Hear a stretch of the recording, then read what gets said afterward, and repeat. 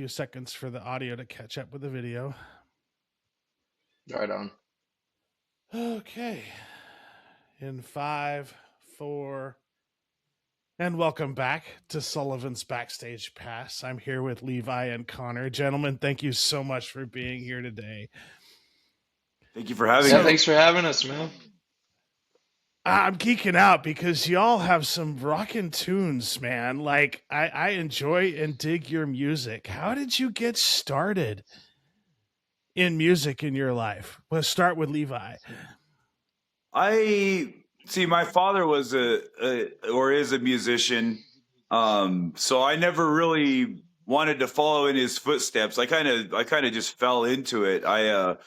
My name's Velasquez, so it starts with a V, kind of the end of the alphabet. They ran out of spots in woodworking when I was in 6th grade, and they forced me to be in band. So I played drums because it was like the easiest instrument to play, so I could kind of BS my way through for a while. And in the process of BSing, I really fell in love with it, and from there I've kind of got into jazz band, all that stuff in school and in college, started some rock bands, found the blues along the way, and here I am. And then how about you, Connor? I always just kind of had an interest in guitar from like a really young age. My dad was a big rock and roll fan, and he had guitars that he's had for a long time, and he would used to just set them in my lap, and I would always sneak into his closet and just open the case and just stare at them, because I mean they're awesome. But I really started getting interested in it and wanting to take lessons and everything when I was about 10, and from there it's just been a wild ride. It's been fun. So how did you two meet? It's funny. So, when I was about, how long ago was it, Connor? Let's see. I don't know. We've known each other about 15 years, honestly, and Yeah. I was in my 20s. I was playing in a blues band with a great Arizona blues man named Carvin Jones. And Connor's grandfather would bring him to the shows. At the time, Connor was a teenager, and somehow, in talking to Carvin, he found out that Connor played guitar, and he invited him to play. So we kind of knew each other from then. He came in with jam with us at the shows, and we just kind of just been friends over the years since then.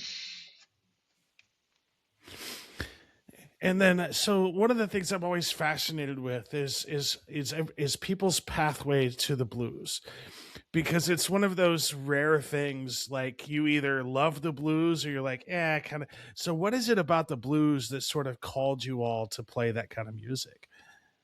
I'll let you take that one, Connor. Man, I don't know. For me personally, it's just the feeling behind it. There's like there's really no BSing your way through the blues, honestly. You either really like feel it when you listen to it, and the same when you play it, you really feel it, or you don't. And I mean, I think that we just kind of have that same connection, and and going to watch Carvin with when Levi was playing with him, that really like sealed it for me. I mean, they could really play the blues, and that made an impression on me when I was young. So it's just cool that that we're able to do that, and I think we connect through the feeling of the blues. Absolutely, and Connor's right. With the blues, it's sometimes people that don't play the blues don't always respect the blues, or they think it's very simple, and it is very simple. It's very stripped down, but with that, there's really nowhere to hide. It's what drives the blues. You have very few things kind of to work with as far as instrumentation, as far as chords, as song structure. So it kind of requires a little more of your soul into that. And one thing that me and Connor have talked about before too, and I think that one it's kind of unique that we both have the kind of got into blues for the same reasons too. Was I was playing rock and roll, and I kind of I wanted like artistic integrity, creative integrity is really important to me, doing something original. And so rather than imitate some of my influences, I kind of wanted to discover what their influences were. I know Connor the same way. And so when you look at who your influences are, and then you keep peeling back those layers of the onion, it keeps going back and back and back, you know. And it turns out the guys that really influenced us, like the Led Zeppelins and things like that, the Rolling Stones, they were inspired by the blues, and that's kind of what took us there. We kind of both have talked about having the same pathway as far as finding the blues that way. And pardon the camera, that is my cat, y'all. She likes to make trouble from every now and then. But Awesome. but I love that you all talk about the feeling of it, though, right? Because I only recently, and I say recently, it's been a few years now that I stumbled onto the blues kind of by accident. And that whole experience has changed my life, because I think while you say simplistic to a certain extent, the part that I love most about the blues is that it allows musicians to shine individually every time they're on stage, right? It's not like you have the same exact solo every time. It's not like the same exact, like there are those fundamentals, but you have room to experiment and create new sounds.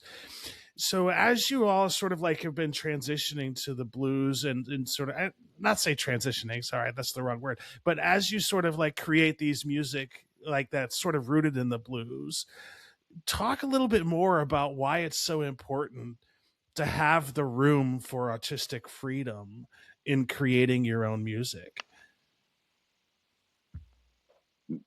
I think that when you want to be a musician, when you want to share in, and you there's a time where you absorb a lot of things, you know, like a sponge. You take in all these influences, and then at a certain point in that journey, you want to start giving something back. You want to start having your own voice, and you want to start expressing um yourself in your own way, you know. And so I think that um you know, as we start to create, as we've been creating our own music, obviously since blues was such a huge part of that, um that's why that comes through. That's why it's so important to us.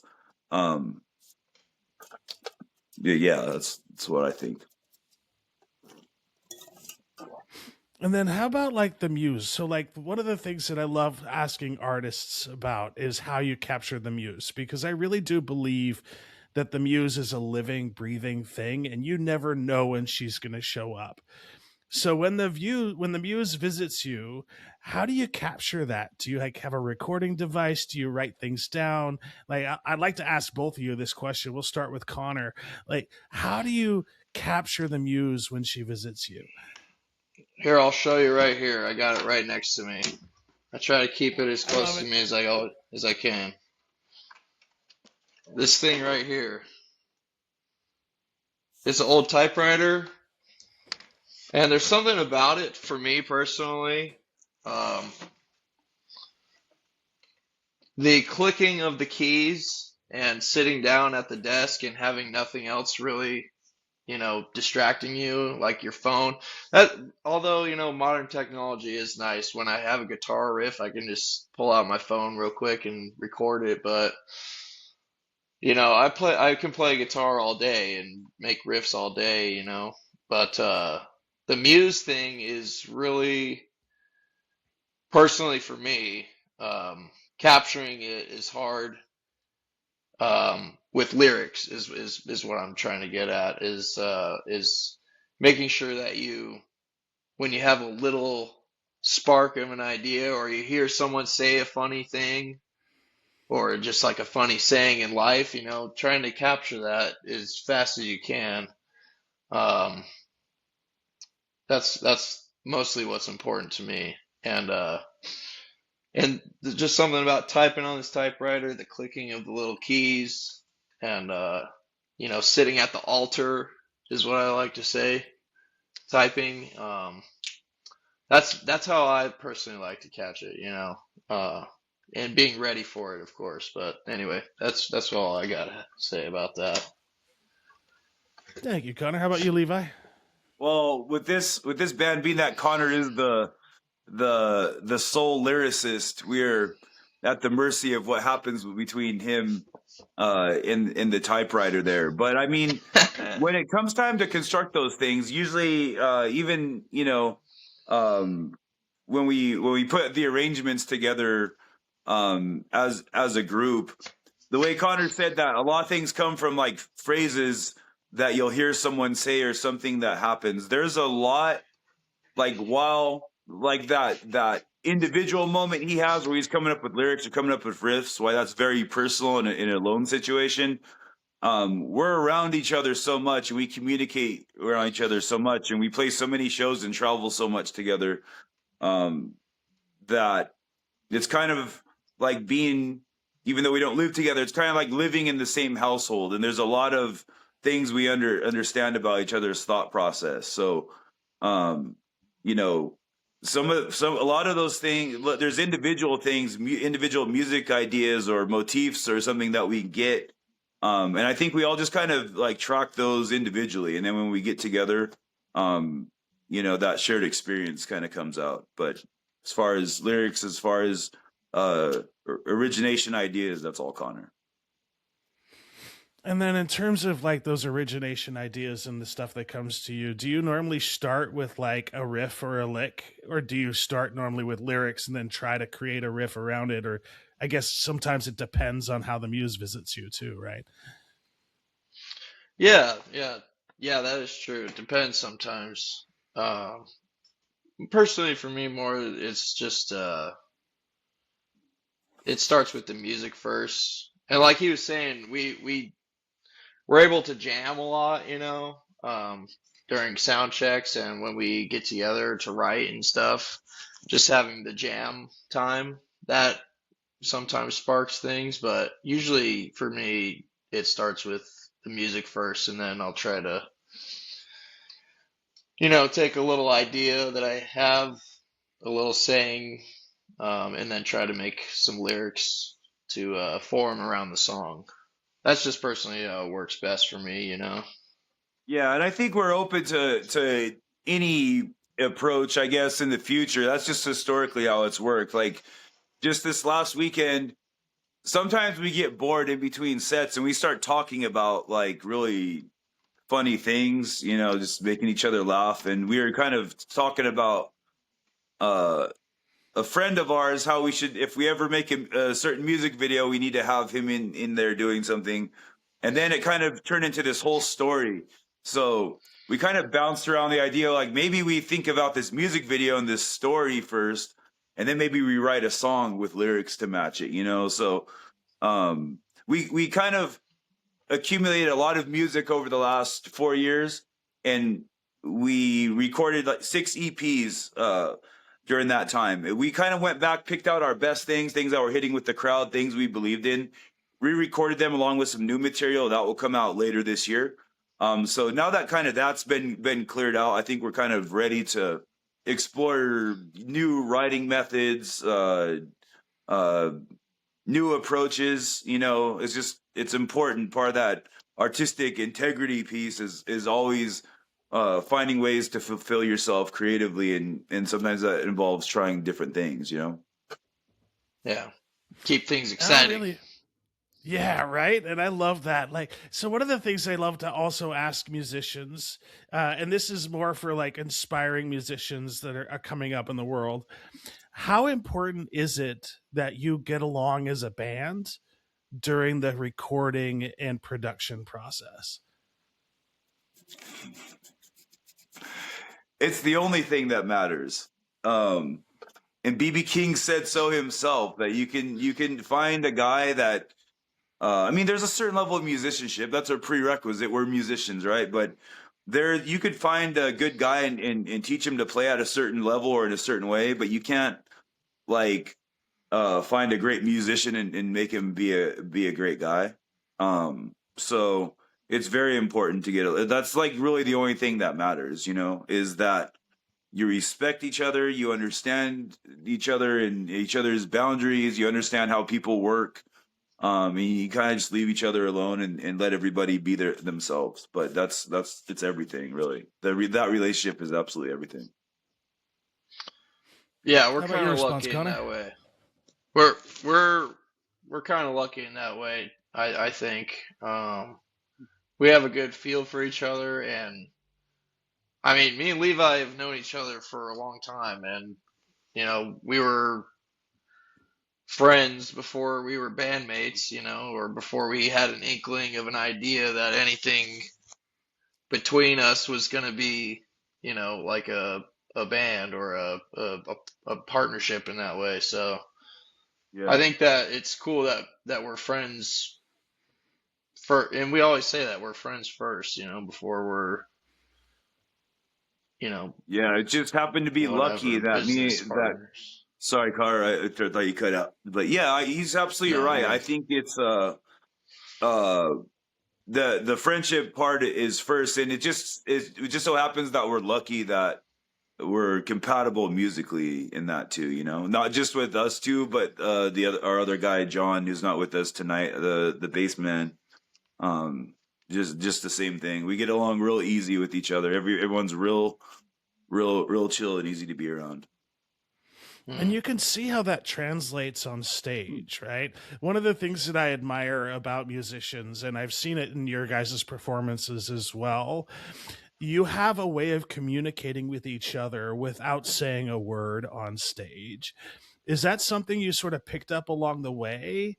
Or how did you sort of come up with the way of like how to best communicate with each other during a live performance?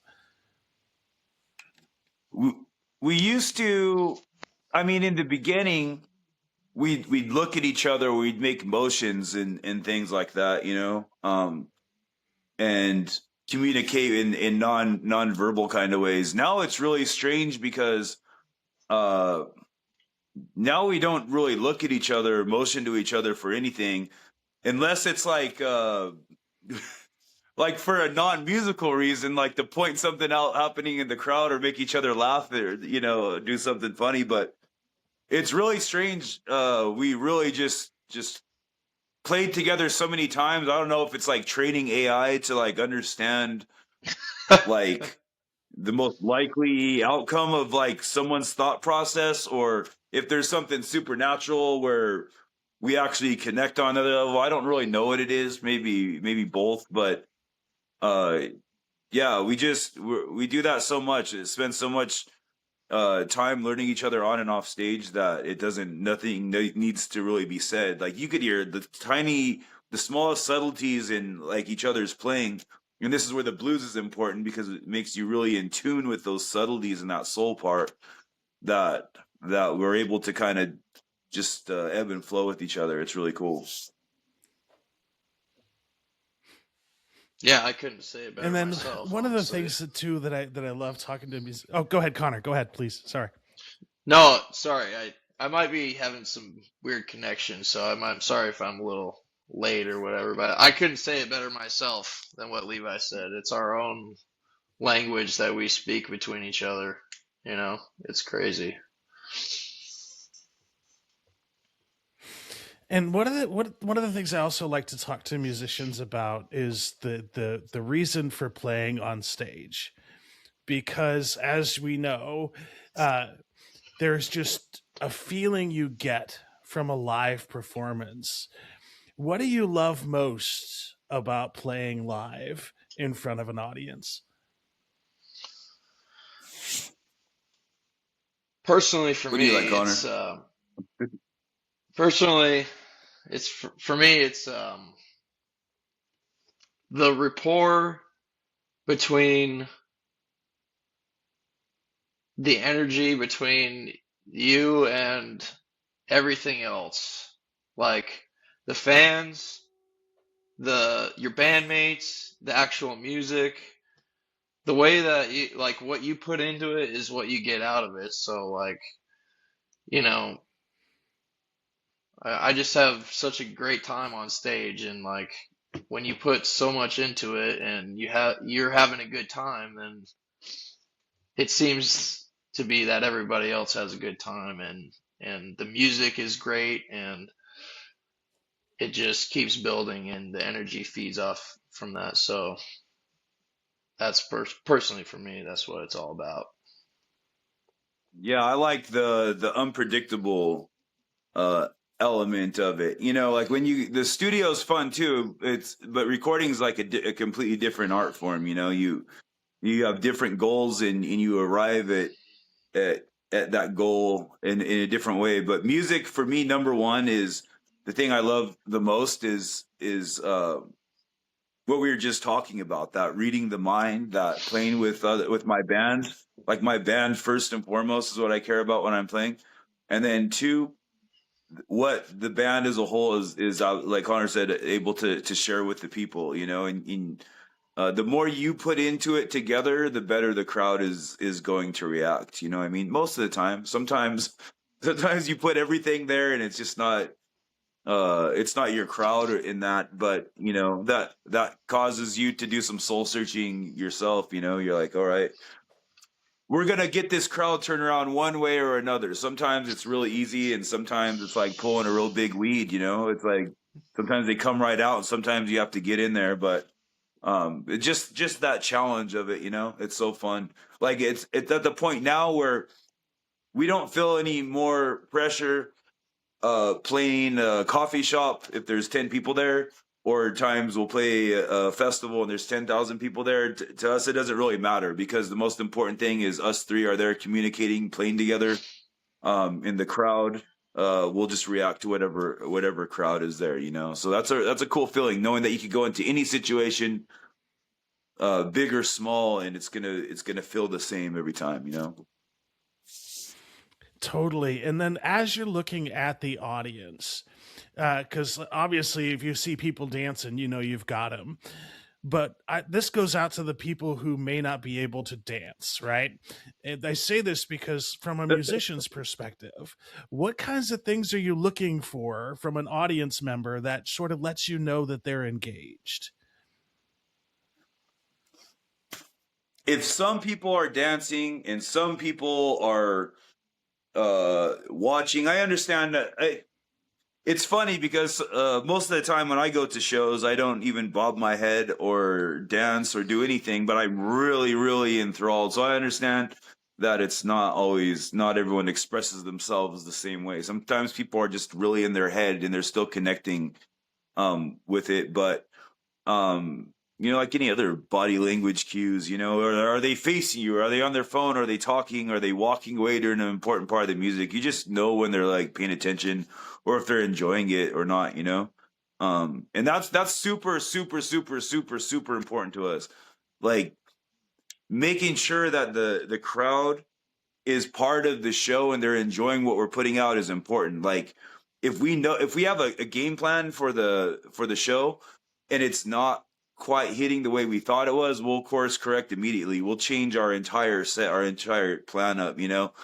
It's not, you have to be able to do that, honestly, to be a good live act. You can't just go and stay glued to your set list and just expect people to come along with you. You have to meet the people halfway, you know.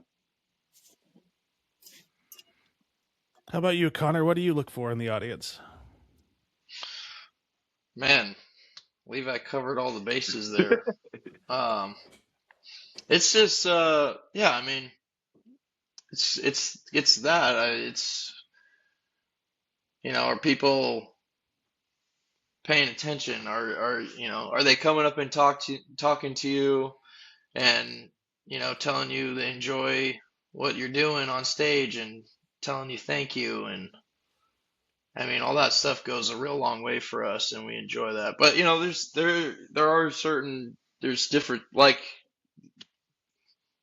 yesterday we played a show, and there's a guy standing there and just watching, but he comes up and asks, oh, you're playing a Gibson, oh, like there's different things that people are paying attention to, and you know, it's that. I mean, everyone's different in that way. Yeah, I think we And learned a lot about that, like what Connor was talking about. What helps us let the water roll off the ducks back there is we've toured a lot in Europe, especially like Eastern Europe and in Germany and stuff. And I remember some of the first times I toured over there, the people culturally are different. They're more stoic and they're more I don't know. They consume music differently. So like you'll be playing your heart out. You just be playing your ass off. Like in USA, everyone's going crazy in South America, and they're just staring at you. They're not really reacting at all. And then every once in a while, you get maybe a golf clap or something. But and then you're like defeated. Like, oh my God, these people hate us. What are we doing over here?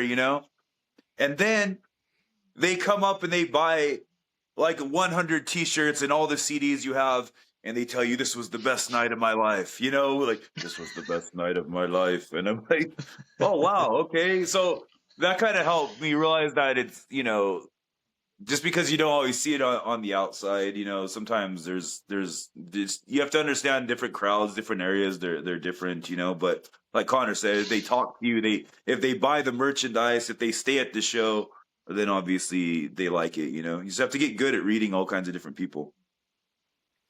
And that brings up a good point, right? Because one of the things that I stress, and I still hear it to this day, of people in the audience who are hesitant to go up to the band and let them know how much they enjoyed their music. From an artist's perspective, why is it important that fans let you know that they like what you all are putting out there? Man, oh man. For me, it Well, just go ahead, Connor. I'll go off again on that. uh, no, it's just, I mean, it makes you want to keep doing it, I mean, it's like I put a lot of time into writing a set of lyrics, and so when somebody says they like something that I said, it means a lot because you put time into it, and it's not instant gratification, it's like, it could come months or years later that somebody says something, and it always feels nice. But the other thing is, you can't let it go to your head too much, and you know, it's one of those things where you take it and you enjoy it, you accept it, and you kind of have to just, you know, very very much appreciate it, but can't let it go to your head too much. And what were you going to say, Levi? Oh, I agree with that, and I think it's like this shared moment. It's like a church potluck or something where we bring a dish and they bring a drink, and we kind of are standing there like, oh, great job on this casserole, and you're like, oh, your lemonade is to die for, and you're back for it. They're like, thank you for supporting us, and they're like, thank you for what you brought, and that's nice to have that, because I spent 8 damn hours cooking this thing. I hope so, or I squeeze the lemons myself. I think it feels good for both the fans to hear that we're thankful as much as it feels good for us. And sometimes that keeps you going, man, because like you drive 8, 10, 12 hours a day. Sometimes you fly all across the world, and you're not rich, or you're not getting as much attention as you would like. And it just keeps you going a little bit. You know what I mean? It's just a little snack to keep you going along your way, and it's really neat. And like Connor said, it's important not to let anything go to your head, whether that's good or bad. You can't take the good things people tell you to heart too much. Not that you don't appreciate them, but you can't take those things and internalize them any more than you can like bad things, nasty things people might say online, or weird things. You have to stay in the middle, because you yourself know where you're at, where you could be as a musician, what you could do to improve, where your areas of opportunity are. So you have to just remain your own, I guess, moral compass, with that, but it's nice, you know, to kind of feel the that pat on the back here and again, you know, keeps you going. And then Connor, I'm curious, do you remember the first guitar you picked up? Yeah,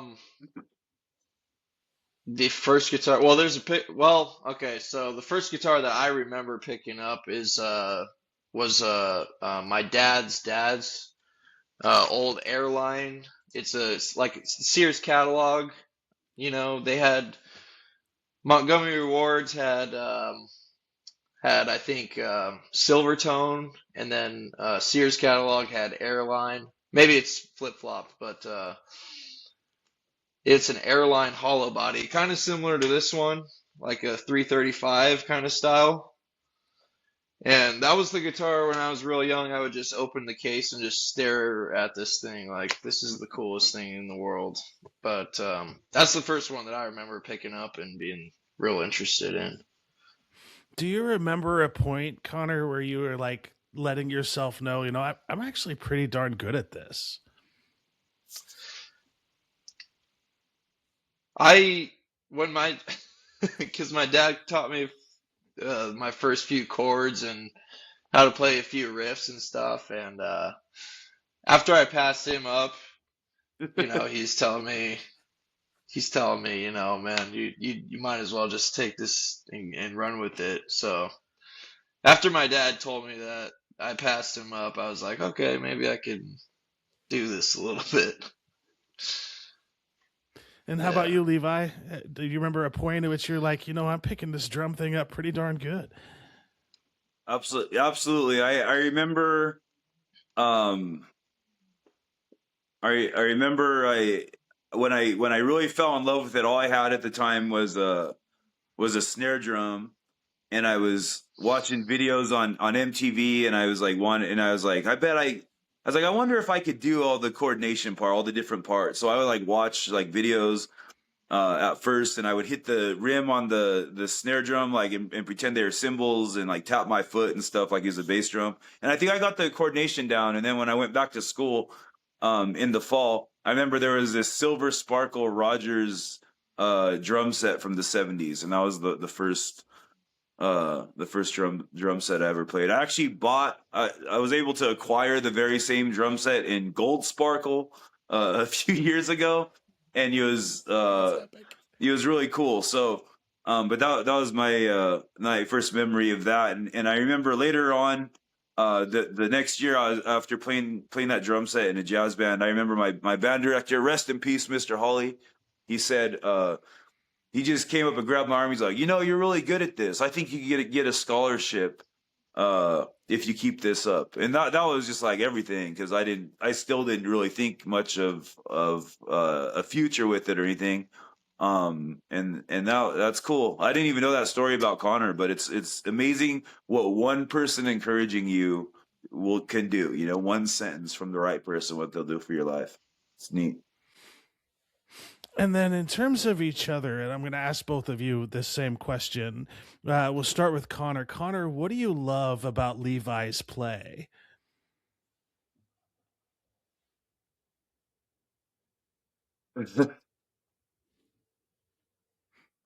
Connecting. He's like, oh,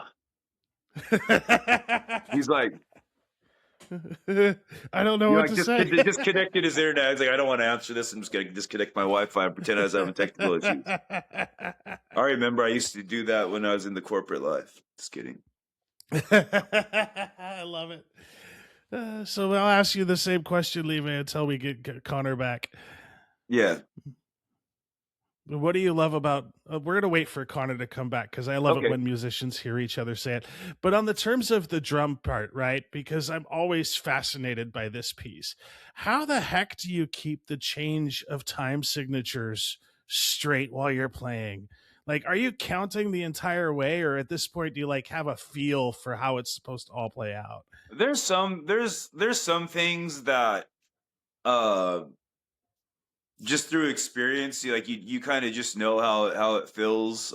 Sometimes there's like some familiar fills or some familiar grooves that you'll throw in there, and you you kind of know how they're supposed to sound. You know, like, oh, I know this is 5/4, this is 7/5, or whatever. But other times, if it's something like more technical or a little bit more difficult, I'll just actually count it 1, 2, 3, 4, 5, 1, 2, 3, 4, 5, 1. You know, some stuff like that. So it just depends. But usually, I pretty much count everything, even just to stay steady.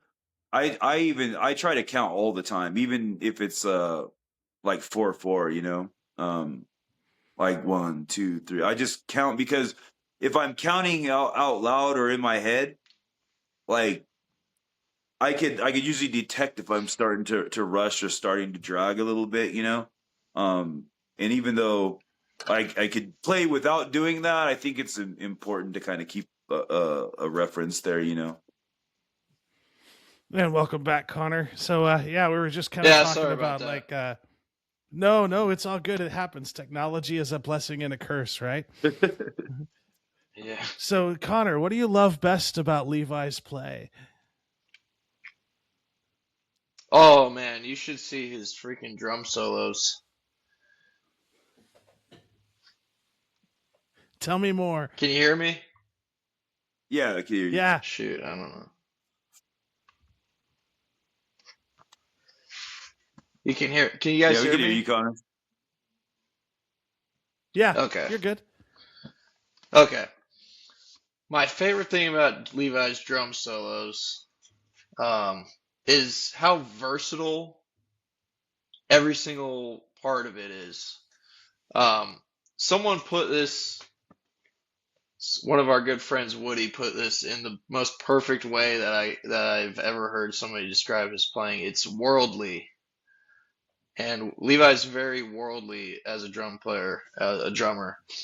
He can play any style. I mean, I still have his like business card that he gave me when we met, like when I was a little kid. And it says all styles of drums. Like I can't even name how many are on there. And he's just the most versatile. Um, it's amazing. Any style. The reggae, when we break into some reggae stuff. The I mean, he's the metal drumming with the double kick sometimes. I mean, it's just it's amazing how versatile it is. Well, thank you. Anyway, And I would ask you the same question, Levi, about Connor. What I really like about Connor is how uh how passionate he is about every single thing he plays. Um everything has a place, you know what I mean? And it's not all planned out, but Connor knows exactly what he's doing. Connor is an example of what you should be. I feel like we should all be as musicians, where you're not trying to learn a song or you're not trying to learn um, how to get uh, play a specific style and stay there. Connor is like strives to master his instrument, to understand everything that's happening on that piece of wood and those wires, you know what I mean? And how to be in complete control and command of those things. And another one of our friends like pointed that out too, Richard, when he was like, what I love watching about Connor is he'll change like a knob, or he'll do something different just for like 3 or 4 notes, and he'll go back. You know what I mean? Like Connor is like a perfectionist, like military level perfectionist. The way Marines make their bed is like how Connor and clean their rifle. Yeah, that's how Connor is with guitar. Like everything has a place. You know what I mean? And it's amazing to watch him work. It really is. thank you, buddy. And I Yeah, you bet. and I the next question I would ask is about the playing live piece. How important is it to pay attention to volume and dynamics when you're putting on a live show? 1,000% everything. And one of the only reasons Yeah. we're this is one of the main reasons like people like watching us and that we're employed.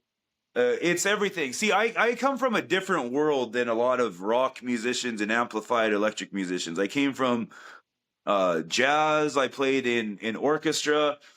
I played in like big, like concert bands in school and in college. And the dynamics are very, very, very important. You know what I mean? Like uh, playing at a certain level, there's this concept that a lot of musicians sometimes that don't have that background don't understand, and it's where you have to blend and balance. You have to actually listen, and you control like the how you're actually playing one of these acoustic or wind instruments, uh, to achieve a certain volume level. A lot of times, it's far more than just like turning the volume knob up or down. You know what I mean? There's things you have to be aware of. There's like this level of self and situational awareness that's absolutely crucial. And even not just small places, but like big places is too. That same thing can convey different emotions within a song when those dynamics are applied to performing a certain piece, and they could be they create the right mood in the room. Some situations require really loud, some really quiet, but that's super super super important and often overlooked, to be honest. Do you have anything to add, Connor? Yeah, no, he hit the nail right on the head. The main thing is the listening to each other. That's really a big thing, and being able to listen to your bandmates and not just having everything turned up to 10 all the time is yeah, it's a big deal. And that's another thing that I try to tell, people who are like starting out or something like that, is going to a blues jam or some kind of open mic or something to learn how to listen to what other people are doing, because it's like it's a huge, huge thing playing with different people, and being in a band is being able to listen to what's going on, not just yourself. You know, that's the big thing. Yeah, Absolutely. he hit it on the nail right on the head. So then, if you were to think about like one thing that you wish more venues could have that would make your performance as an artist better, what advice would you give to venues? Well, there's a serious answer and there's a funny answer. I'll take them Personally, both. for me, well, uh, the funny answer for me is having a good place to load in and load out, so that you're not walking a million miles with all your gear. Um, but I think I don't know. I think just having like a proper state, like having sometimes at a venue, just having a proper stage is sometimes like too much to ask for. But I think just having a proper stage for the band can put things in the right atmosphere, as far as making it making it seem like you're watching a show, and you're not just out there on the bar tile. Maybe, something like that for me personally. Man, I played a show recently, and I looked up. Usually I'm really on these things, but I was talking to some show goers before and didn't pay attention. I looked up through like halfway through the first set, and I saw there was a big TV behind me and golf was on. And we're like crushing, man. And we literally ourselves brought like 100 people to this bar. And I'm like, so I would just say this, both for bands and it's not just venues, but musicians too. Just take pride in like what you do, both musicians and venues. Just put a little bit of thought into it, I guess, and what's gonna make a good show for that situation, whatever that is. Maybe you don't have a stage and can't afford to put a stage, but you could still, I don't know, just some effort on both sides, I think, is always appreciated. Not saying people don't make effort, but I'm just saying understand who you're hiring and uh, what people go, what people are going are looking to see, and yeah, you just got to collaborate to make a nice show, a nice presentation. Only part of it is the music. Only part of it is the fact you can get a Coors Light at the bar. Those are bare minimum things the band in the bar is doing, is selling drinks and playing notes. There's this other thing you need to collaborate on to make a special moment, because truly, ask anybody who's doing anything with music, it's not about music as much as it is about the experience you're creating for people, and that's super, super important. Yeah, and the reason I keep bringing it up is The not golf match. because I want venues to sort of think they're doing something wrong. I want venues to look at it as this is a partnership with your musicians. And every dollar you can invest on the front end to make the musicians sound better is a repeat customer that's going to come back to your venue. And so it's this mutual respect relationship that I think needs to be there, because if you think about it, music itself is a miracle. You have 5 people on stage, different personalities, different life experiences, yet for 3 minutes and some odd seconds, everyone on that stage and everyone in that audience is in unison with this same kind of feeling and vibe. And Right. outside of music, that just doesn't exist. It's And one of so the few things we go ahead. have, I feel like, anymore. Like people used to have a lot of shared experiences. They would go to the park and they would all just like talk to each other and just watch the swans in the lake and the joie de vivre. And they go to the movie theater and they'd all be watching the same movie together. Now we all just stream whatever in our own homes. Now we go in the park and do whatever, Like live music is one of the last things I feel like we have, like that we could collectively share together. So you're right, it's important. And there's this misconception out there that you have to spend $400 to go see an amazing artist. Like, no, there are amazing artists out there that you can go see on a Friday night at $35 a ticket, and the show is going to be amazing. And so, like, talk about the importance it is for the community to support their local music acts. Man, you're absolutely right about that. And let me build off something you said real quick, and I'll give my answer for that, and then see what Connor has to say. But when you said that you don't have to go and spend $400 for this kind of music, some of the best music I've ever seen in the entire world is absolutely free, even not even like $30 a ticket.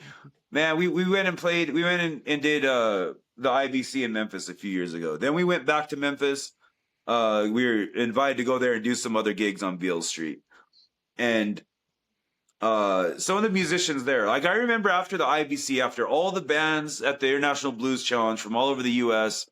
and all the featured bands and all that stuff, that was great, and my head was blown, And then that last night before we came back to Phoenix, when everyone was kind of gone, and it was like a Sunday night or a Monday night or something, we were still in town. We went like the King's Palace to like eat dinner. And there was this guy that they gave the town back to the locals. And there was a guy, I think his name was Cowboy John.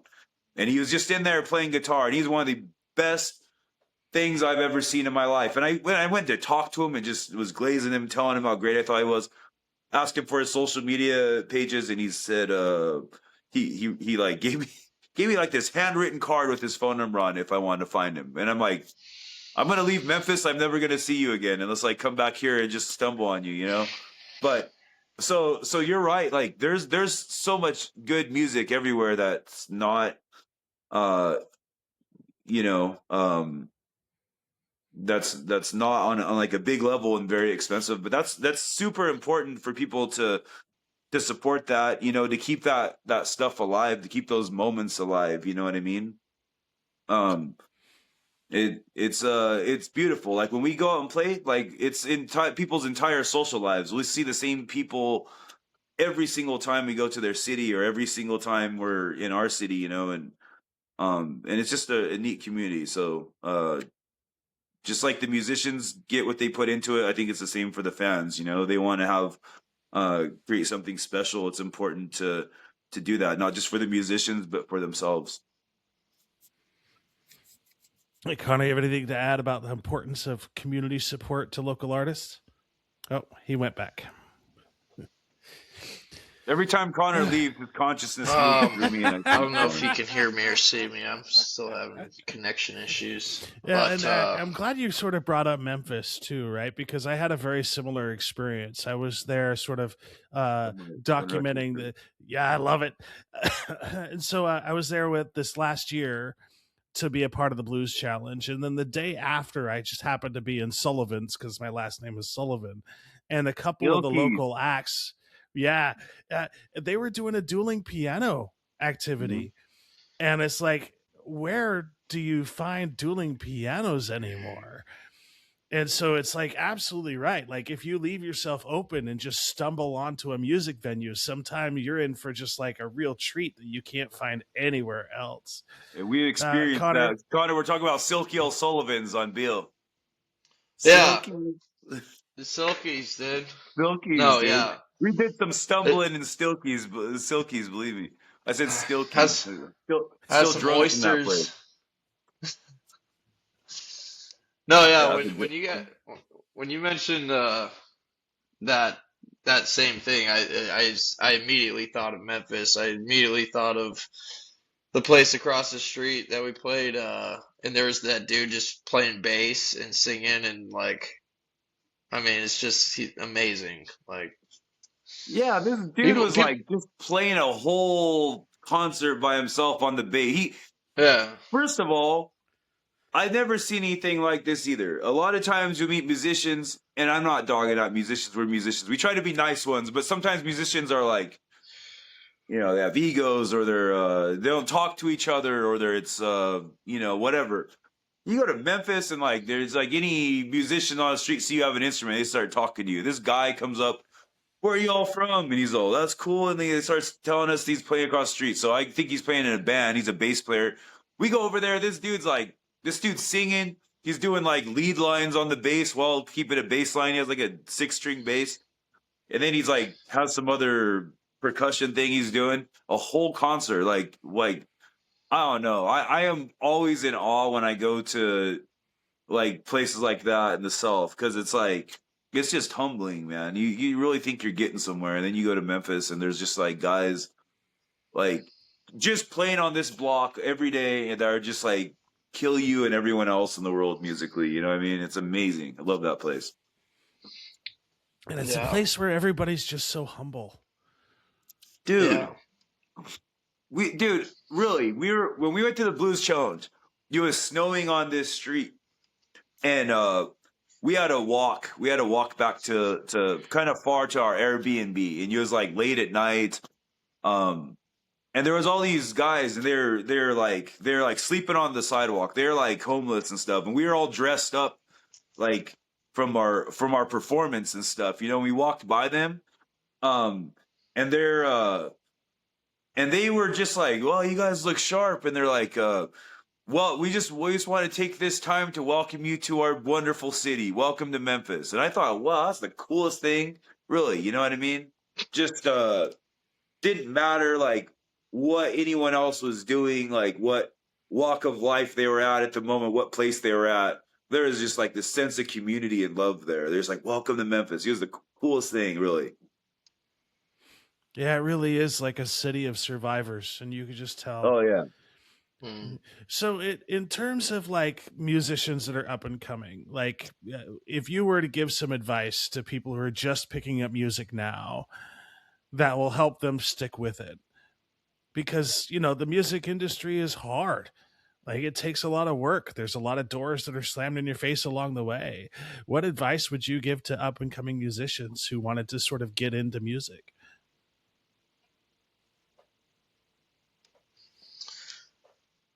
I don't know if you want to go first, Levi, but believe in yourself and never, ever, ever, ever give up. We play 300 sometimes a year. We play all over North America, South America, Europe. We record. We did some really big shows with big people. We're making a living, I guess, doing it. And I'm telling you, like, I have no cartilage in my nose left from the times the doors have been slammed in my face. And they're gonna get slammed. I'm gonna have a bloody nose tomorrow. I get the door slammed in my face daily. Like, it's amazing I have teeth at this point. It's like, it's just an endurance test after a while. Really, you just have to just keep going. You just have to keep playing all the time. But it gets scary, you know, like after a couple years, after a few years, after more years, after all these years, there's like these points where you just feel like you're about to snap, you know, you feel it's not working out. But if you look back, you see like this whole almost like lifetime of work. You see that you're building a career, you're creating stuff to document your life over time, you're sustaining yourself, you're getting these experiences, and different opportunities open up for you, and you realize you are making traction, you are getting somewhere in the music business. And sometimes it's just important to turn around and look at where you started at base camp to see how far up you've climbed, you know. But like in the moment when you're trudging up there, you have to turn around every once in a while and see how far you've come. Because if you're just looking at getting to the top of Everest, like it's so hard, man. It's hard. It's like it really is. I'm not going to sugarcoat nothing. It's the hardest thing ever. You have to really, really, really, really, really love it to the point where you don't have a choice, to where you know that like you can't breathe without doing this, so I have to do it whether I want to or not. You have to love it that much. Otherwise, please go get a safer job and live a safer life, please. Because it's hard. But if you love it and you really do, and you know you have to do it, then just go all in and don't stop, and things will work out, I promise. How about you, Connor? Well, in the words of Eddie Van Halen,